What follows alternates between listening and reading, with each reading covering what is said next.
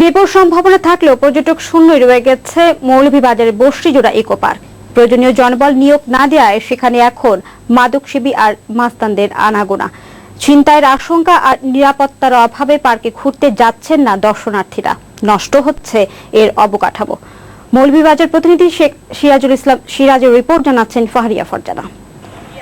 Moulvibazar শহরতলি reserve ফরেস্টে 887 acre জায়গায় 2006 সালে নির্মাণ করা হয় এই ইকো পার্ক। বিশাল পাহাড় ও বনভূমির এসব সেগুন মেহগনি গর্জন ও চাপালিশ গাছের ভিড়ে ছিল নানা প্রজাতির বন্য প্রাণী। প্রথম দিকে এখানে ছিল পর্যটকদের উপচে পড়া ভিড়, কিন্তু 2011 সালের পর থেকে খুন, ছিনতাই, ধর্ষণের ঘটনা ঘটতে থাকায় কমতে থাকে পর্যটক। ছিনতাইকারীর কারণে অনেক মানুষ এখানে এসে শান্তি পায় না।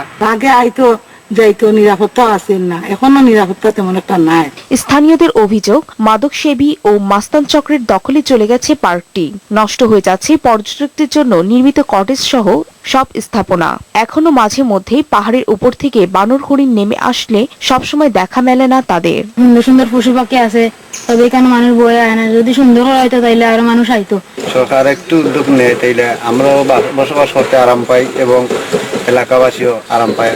পার্কটির অবকাঠামোয় কিছু উন্নয়ন ও সংস্কার কাজ করা হয়েছে বলে জানায় বিভাগীয় বন কর্মকর্তা।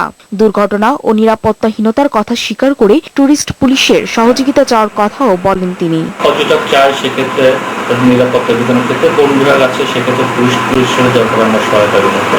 যত উদ্যোগী নেওয়া হোক, নিরাপত্তা সংকট দূর করতে না পারলে পর্যটকহীনই থেকে যাবে অপরূপ বৈচিত্র্যের পার্কটি, এমনটি মনে করছেন স্থানীয়রা। ডেস্ক রিপোর্ট, বৈশাখী সংবাদ।